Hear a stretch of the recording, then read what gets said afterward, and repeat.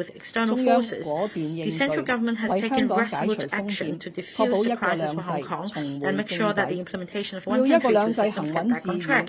香 To 港 ensure 特 the 區 robustness 須 of 不 one 斷 country, two 完 systems, 善 the 一 Hong 國 Kong 兩制 SAR 制 must 度體 continually 系， improve 正 the 本 governance 清源， system 撥 under 亂 one 反 country, 正。 two systems, resolve the 自從 problems 香 at 港國 root 安法 roots 喺舊 and 年6月 restore 30 日 order from 頒 chaos. 布實施以嚟， The 由我 national 擔任 security 主 law 席 was 嘅香 promulgated 港特 for 別行政 implementation 區 on the 維 30th 護 of 國 June 家 last 安 year. 全委員 Since 會 then, 同 the 埋 Committee 相 for 關執 Safeguarding 法 National 部門 Security of the Hong Kong 喺中 SAR 央 will 指 try 派 chair 嘅國家 and the 安 relevant 全事務 enforcement 顧問 authorities under the 指 guidance 導 of 同 the 埋 National 中央 Security 駐港國 Advisor 家安 appointed 全 by the 公 central 署 government 配合之 and 下， with the support 履 of the 職 Office 盡責， for 依 Safeguarding 法 National 防 Security of 範 the Central 制 People's 止 Government in the 同 Hong 埋 Kong 懲 SAR 治 have 危 spared 害 no 國家 effort 安 in 全嘅 fulfill 行 our 為同埋活動。 responsibility to prevent, 但要做 suppress 到 and 全 punish 面 acts and 保障 activities 國家 that 安全， endanger 特 national 區政 security in 府仲 accordance 有 with 大 the law. 量要做嘅 That 工 said, 作， to 包括 safeguard national security in a 第 comprehensive 一， manner, 積 there 極 is still a 推展 substantial 基本 amount of 法 work for 第 the Hong Kong 23 SAR 條 government, 嘅本地 including 立法 1. 工作。 Taking forward 保安局局 proactively 長 the 正係 enactment 參考 of 過 local 往嘅研 legislation to 究同埋 implement 資 Article 料， 23 of the 香港 basic 國 law 安 in 法 Hong 嘅 Kong. 執行經 By making 驗 reference 同 to 埋法 past 庭 studies and 相關嘅 information, 裁 the 決， implementation 根據 experience 香 of the 港實 national 際 security 情 law 況， and the 制 relevant 定 court 有 verdicts, 效同 as 埋 well 務 as 實 taking into 嘅 account 方 the 案 actual 同埋條 circumstances 文， in Hong Kong. 並以 The 備 Secretary 有 for 效嘅 Security 宣 is 傳 drawing up 計劃， effective and 唔會 pragmatic 再讓 proposals and 反中 provisions 亂港 and 分子 formulating 有 effective 機可 publicity 乘， programs 蠱惑 to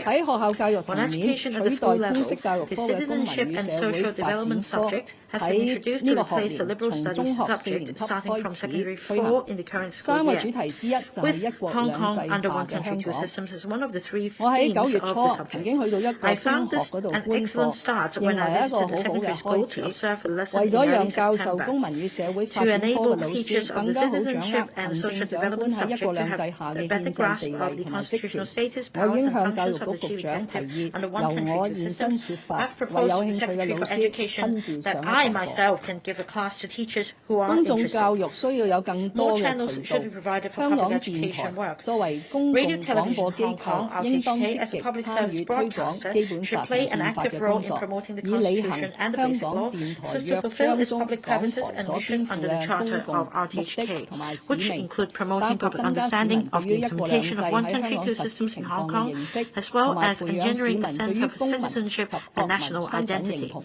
In 我 this 應就 regard, 此 I have 對廣播處 expressly 長提出 requested the 明確 Director 嘅要 of 求。 Broadcasting to follow up. 國旗、國徽同埋國 The 歌係 national 國家 flag, 嘅 national 象徵同 emblem, 埋 and the 標 national 誌， anthem 必須 are the 得到 symbols 法 and 律 signs 保 of a 護 country 同 and 埋 must 市 be 民嘅 protected 尊 by the 重。 law and respected 過去 by 1 the 年多， people. 立法 Over 會 the 已 past 先 year 後 or 通 so, 過國 the 歌 Let's 條 Go 例 has 同 already 埋 passed 國 the 旗 National 及國 Anthem 徽修 Ordinance 訂條 and the 例。 National Flag 稍 and 後 National 亦都會 Emblem 對 Amendment 國區旗 Ordinance. 同埋區 We 徽條 will 例 introduce 作出 corresponding 相應嘅 amendments 修 to the 訂， Regional 以 Flag 履 and 行 Regional 特區嘅 Emblem 憲制 Ordinance 責 with a 任。 view to fulfilling 法 constitutional 治 duty of 係 the 香 Hong 港 Kong 嘅核 SAR. 心價值，同 The 埋 rule 賴 of 以 law is 成 core 功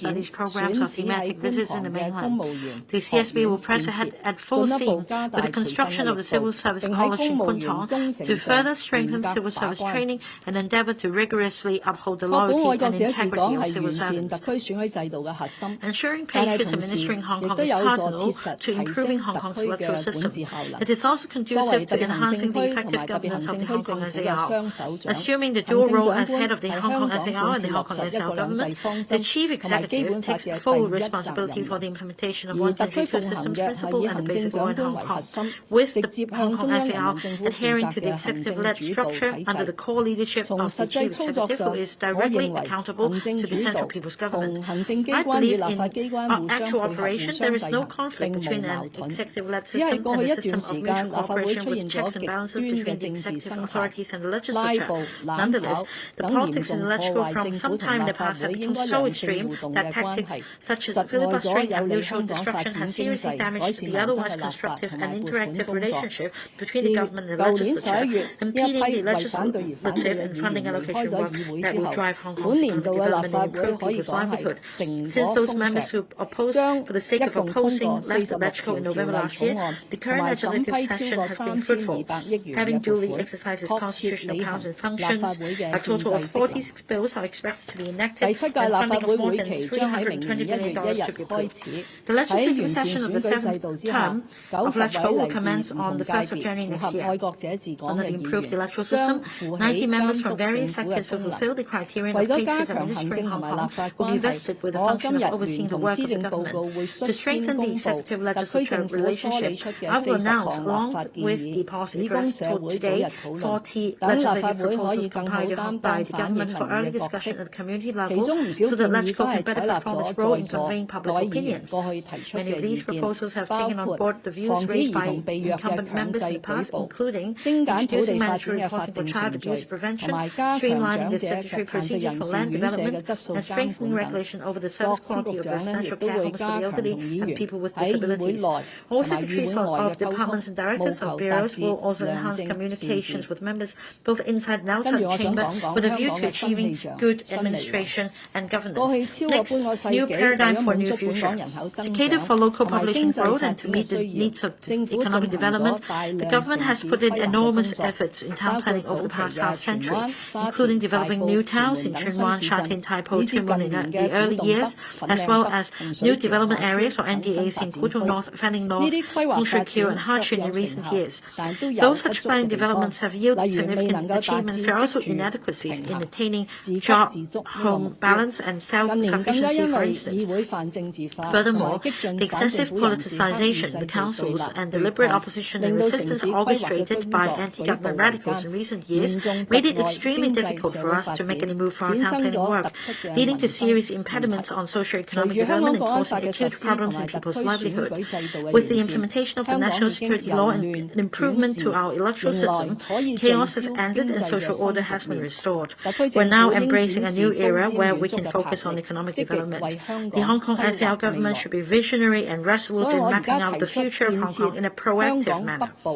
To this end, I propose to develop the northern part of Hong Kong into a metropolitan area ideal for people to live, work, and travel, and which create more land resources for residential use and development of industries. With an area of 300 square kilometers, the proposed metropolis covers from the west to the east the Shenzhen-Hong Kong boundary control point's economic belt, as well as the deeper hinterlands. It's well positioned to share the fruits of not only the complementarity between the respective strengths of Hong Kong and Shenzhen, but also the integrated development and will in turn facilitate Hong Kong to better integrate in the overall development of the country.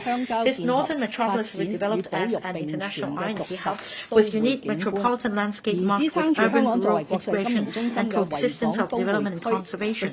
While the harbour metropolis, supporting Hong Kong's status as an international financial centre, will be expanded to include the reclaimed land of Kao Yi Cha Artificial Islands under the Land Town Tomorrow vision. The two metropolises located in the north and south of Hong Kong will provide massive land and enhance the spatial layout of Hong Kong. These two metropolises, spearheading their respective economic engines and complementing each other, will drive the future development of Hong Kong. We will concurrently release the Northern Metropolis Development Strategy today to give a detailed account of the plan, background, general principles, objectives, and action agenda of the Northern Metropolis for discussion and expression of views from the different sectors of the community. Under the framework of One Country, Two Systems, the development strategy is the first strategic action agenda devised by the Hong Kong SAR government with a spatial concept and strategic mindset going beyond the administrative boundary of Hong Kong and Shenzhen. Formulated on the basis of the Hong Kong 2030 Plus towards a planning vision and strategy transcending 2030 development strategy has taken full into account the Hong Country's support for Hong Kong as he underlined in the 14th Five-Year Plan, its aspiration for Hong Kong in the development of the Guangdong Hong Kong Macau Greater Bay Area and the enormous opportunities brought about by the plan for comprehensive deepening reform and opening up of Tianhai, Shenzhen, Hong Kong Modern Service Industry Cooperation Zone for Hong Kong. Now that Hong Kong is back on the right track of One Country, Two Systems, this this groundbreaking and visionary plan, which maps out new action directions and approaches for the long-term development prospects of Hong Kong, bears particular significance. The Northern Metropolis covers 2 district administration areas, including Yuen Long and North District, with a total land area of about 300 square kilometers. Metropolis does not refer to a region with a statutory status regime and administrative boundaries. On the contrary, it is a large-scale urban space which is formed by interactions among various factors, including geographic characteristics, economic functions, ecological environment, transport connections, and development policies. In the metropolis, the multifunctional land uses with a highly concentrated residential and working population and enterprises can drive the economic development in its neighboring areas. It is lively and attractive with radiant effect, and its people enjoy enriched lives in a unique spatial context with iconic nature, human civilization, and building landscapes. The northern metropolis encompasses the mature new towns in天水圍、元朗and Fanling上水 and the neighboring rural areas, as well as 6 NEAs and development nodes in different planning and development stages, namely 古洞 North, Fanling North, 洪水橋下村、元朗 South, Santin, Lok Ma Chau, Man Kam To, and the New Territories North New Town. It is the most vibrant area where urban development and major population growth of Hong Kong in the next 20 years will take place. With as many as 7 land-based boundary control points, the northern metropolis will be the most important area in Hong Kong that facilitates our development integration with Shenzhen and connection with the GBA. Under the development strategy, the proposed individual development projects, together with the surrounding rural and conservation areas, will be integrated in an innovative and organic manner, conducive to upgrading the entire region to a metropolitan area. Such an integration can create the development capacity to meet the needs of our economy and our people's livelihood and a quality environment for sustainable development. All these will help us better respond to the new opportunities brought about by the deepened cooperation between Hong Kong and Shenzhen. In the course of reform and opening up of our country over the past 40 years or so, there's been a very close interaction between Hong Kong and Shenzhen. The construction of 7 land boundary control points and connected transport infrastructure from the west to the east has enabled the 2 cities to go beyond the Deep Bay, the Mears Bay, and the Shenzhen River to connect with each other, thereby forming a spatial framework of Twin Cities, 3 circles.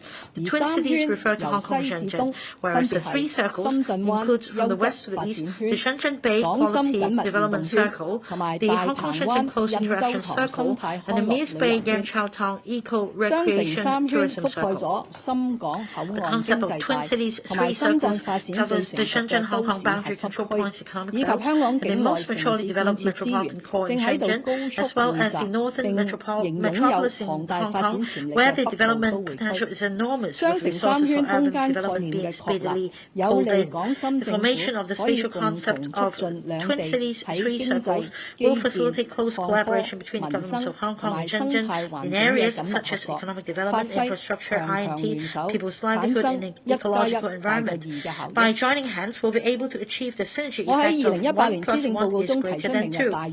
In my Land How Tomorrow Vision proposal put forward in 2018 policy address, the transport infrastructure led the concept one-wide acceptance. The consolidation of the northern metropolis and its expansion in terms of development capacity will also be driven by a transportation system with railways as its backbone. The railway projects proposed in the development strategy include 1.